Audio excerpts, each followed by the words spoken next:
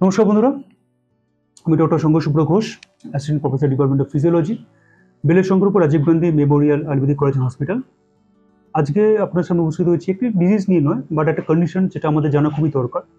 সেটা হচ্ছে artificial রেসপিরেশনস। Artificial রেসপিরেশনটা কখন দরকার পড়ে? যখন আমাদের নর্মাল রেসপিরেশন কোনো কারণে বন্ধ হয়ে যাচ্ছে বা নিতে পারছে না, সেটা হচ্ছে আর্টিফিশিয়াল রেসপিরেশনস করা হচ্ছে। কোন কোন ক্ষেত্রে হয়? কেউ জলে ডুবে গেছে, বা কারো ধরুন ইলেকট্রিক শক লেগেছে, বা কোনো অ্যানাস্থেসিয়া কন্ডিশনে, বা কোনো কেমিক্যাল পয়জনের ক্ষেত্রে, যদি কিছুটা মানে সাডেন কোনো কারণে রেসপিরেশন স্টপ হয়ে যায়, তখন আমাদের উইদাউট এনি কোনো ডিলে আমাদের আর্টিফিশিয়াল রেসপিরেশন স্টার্ট করতে হবে।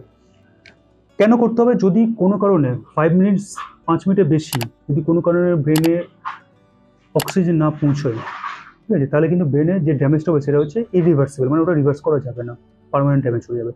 সেক্ষেত্রে কোনো ডিলে ছাড়াই কিন্তু আর্টিফিশিয়াল রেসপিরেশন স্টার্ট করা উচিত। এর মধ্যে দুটো টাইপস আছে আর্টিফিশিয়াল রেসপিরেশন, একটা হচ্ছে ম্যানুয়াল এবং মেকানিক্যাল। ম্যানুয়ালের মধ্যে হচ্ছে মাউথ টু মাউথ, অ্যান্ড আরেকটা back arm pressure lift method. And মেকানিক্যালের মধ্যে দুটো, drinker method and ventilation method. Mouth to mouth মান, ধরুন আপনি কেউ জলে ডুবে গেছে, আপনি তাকে তুলে নিচ্ছেন, তুলে নিয়ে প্রথমে তাকে কলারটা লুজ করতে হবে আপনাকে। তার মুখে যদি কোনো রকম মিউকাস থাকে বা কিছু থাকে, ফরেন পার্টিকেল, সেগুলো বার করতে হবে, কলারটা লুজ করতে হবে, এবং তার দেখতে হবে যে অবস্ট্রাকশন কোনো গলায় না থাকে। এবার আপনি সাইডে বসবেন, যেটা আপনি রিসার্চের মানে যেখানে আপনি তাকে রিসার্চিয়েট করছেন, সেক্ষেত্রে আপনি তার সাইডে বসে আপনার ইন্ডেক্স ফিঙ্গার দিয়ে আপনি তার জলায়নটাকে টানবেন, তার এবং আপনার অপর হাতের ইন্ডেক্স ফিঙ্গার এবং থাম দিয়ে তার নাকটাকে চেপে ধরবেন। চেপে ধরে তার মুখটা খুলে গেলে এবং একটা আপনি জোরে নিঃশ্বাস নিয়ে তার মধ্যে ইনহেল মানে নিঃশ্বাসটা ছাড়বেন। এই নিঃশ্বাস ছাড়ার জন্য কি হবে? যার লাংসটা ওর এক্সপ্যান্ড হবে, এক্সপ্যান্ড হওয়ার জন্য তার ইন্সপিরেশন হবে, মানে সে নিঃশ্বাসটা নিল, আর্টিফিশিয়ালি ইন্সপিরেশন হলো। এবারে যদি মুখটা খুলে নেন, আপনি সাবজেক্ট দিয়ে তুলে নেন, তার কি হলো? এয়ারটা বেরিয়ে গেল, যেটা হচ্ছে এক্সপিরেশনস। তো আপনি আর্টিফিশিয়ালি এটাকে ইন্সপিরেশন স্টার্ট করলেন এবং এক্সপিরেশন স্টার্ট করলেন, যেটা হচ্ছে আর্টিফিশিয়াল রেসপিরেশনসের one of the part, mouth to mouth. Back arm pressure lift method মানে কি? আপনাকে কি করতে হবে? সাবজেক্টকে উল্টো দিকে শোয়াতে হবে, উল্টো দিকে শুয়ে, মানে উপর করে শোয়াতে হবে, যেটা উল্টো দিকে মিনস উপর করে, ঠিক আছে, উপর করে শুয়ে আপনি সাইডে বসবেন এবং আপনার দুটো হাত সোজা রেখে, আপনার ফ্লেক্সিবল হবে না, দুটো হাত সোজা রেখে আপনি তার পিঠে প্রেশার দেবেন। পিঠে প্রেশার দেওয়ার জন্য কি হবে? তার যে চেস্ট পোর্শনটা আছে সেটা কম্প্রেস হবে। কম্প্রেস হওয়ার জন্য কি হবে? সেটা এক্সপায়ার হবে, মানে যে ওটা এয়ারটা হলো ওটা এক্সপায়ার হলো। এবার আপনার কি করতে হবে? আপনি একটু পেছন দিকে টেনে ওর হাত দুটো টেনে ধরবেন। ধরার জন্য কি হবে? ওর সামনে যে থোরাসিক কেজটা, যে লাংসটা আছে বা বুকটা আছে, ওটা ওপেন হয়ে যাবে, ওর এক্সপ্যান্ড হবে। এক্সপ্যান্ড হওয়ার জন্য তার ইন্সপিরেশন হবে। অর্থাৎ আপনি আর্টিফিশিয়ালি তাকে এক্সপায়ার করছেন, আর্টিফিশিয়ালি তাকে ইন্সপায়ার করছেন, জিনিসটা। তো এটাই হচ্ছে ম্যানুয়াল মেথড। ম্যানুয়াল মানে হচ্ছে কোনো মেকানিক্যাল সাপোর্ট ছাড়া। এবার ধরুন আপনার ম্যানুয়ালি এগুলো আপনি 12 থেকে 14 বার করতে পারেন মিনিটে। ম্যানুয়ালি আপনার কাজ হচ্ছে না, আপনাকে একটু বেশি এতে যেতে হবে, সেটা হচ্ছে মেকানিক্যাল মেথড। মেকানিক্যাল মেথডের মানে হচ্ছে আপনাকে যখন আর্টিফিশিয়াল রেসপিরেশনস লঙ্গার টাইমে তোমার জন্য দরকার, সেটা হচ্ছে মেকানিক্যাল মেথড।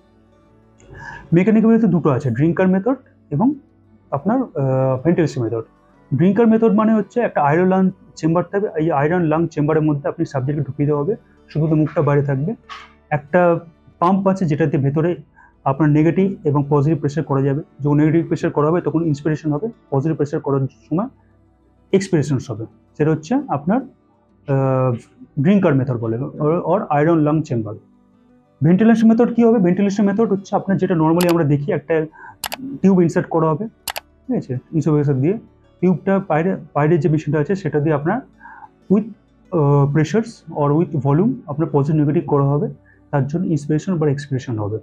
ভেন্টিলেশন দুরকম হয়, একটা হচ্ছে ভলিউম ভেন্টিলেশন আর একটা হচ্ছে প্রেশার ভেন্টিলেশন। ভলিউম ভেন্টিলেশন মানে হচ্ছে একটা হচ্ছে কনস্ট্যান্ট ভলিউম অফ এয়ার আপনাকে দেওয়া হবে, সেটা হচ্ছে ভলিউম ভেন্টিলেশন। প্রেশার ভেন্টিলেশন মানে হচ্ছে এয়ার তো থাকবেই, বা একটা সার্টেন প্রেশারে থাকবে, সেটা হচ্ছে প্রেশার ভেন্টিলেশন। তো এইগুলো হচ্ছে আপনার কতগুলো আমি বললাম আর্টিফিশিয়াল রেসপিরেশন। এটা বলার উদ্দেশ্য এই জন্যই যে এটা একটা পার্ট অফ দ্য ট্রিটমেন্ট, যেটা অনেক সময় পেশেন্ট পার্টি দেরি করে ফেলে আনতে। যখন কেউ আপনার সামনে ডুবে যাচ্ছে, বা আপনার সামনে যখন কেউ কার্ডিয়াক অ্যারেস্ট হয়ে, আপনার কেউ সার্কুলেটরি শক হয়েছে, বা কারো অ্যানাস্থেসিক কন্ডিশন আছে, বা কোনো কার্বন মনোক্সাইড পয়জনিং আছে, বা কোনো লেড পয়জনিং আছে, উইদাউট এনি ফার্দার ডিলে আপনি চেষ্টা করবেন মাউথ টু মাউথ, যদি প্রবলেম না থাকে কিংবা আপনার ব্যাক আর্ম প্রেশার লিফট মেথডে যাবো, যেটা আমি বললাম। তারপরে আপনি চলুন ফার্স্ট এবার ডক্টরের কাছে চলুন। এটা যদি করেন তাহলে অনেক সময় কিন্তু আপনি বাঁচাতে পারেন। আদারওয়াইজ যখন আমাদের কাছে নিয়ে আসা হবে তখন সে অটোমেটিক সে কোলাপস করে মারা যেতে পারে। তো আশা করছি কিছু জানতে পেরেছেন আপনার আর্টিফিশিয়াল রেসপিরেশনটা নিয়ে, কিছুটা আইডিয়া হয়েছে। ঠিক আছে, আরও অনেক ভালো ভালো এপিসোড নিয়ে অনেক কিছু জানার নিয়ে আপনাদের সামনে উপস্থিত হবো ভবিষ্যতে। কোনো জিজ্ঞাসা থাকলে অবশ্যই আমাদের কমেন্ট সেকশনে জানান, এবং নিচে যে হেল্পলাইন নম্বর শো করছে সেটাতে অবশ্যই কন্ট্যাক্ট করতে পারেন, সেটা 24 আওয়ার্স ওপেন আছে। তো আজকে এ পর্যন্তই, সবাই ভালো থাকবেন, সুস্থ থাকবেন, নমস্কার।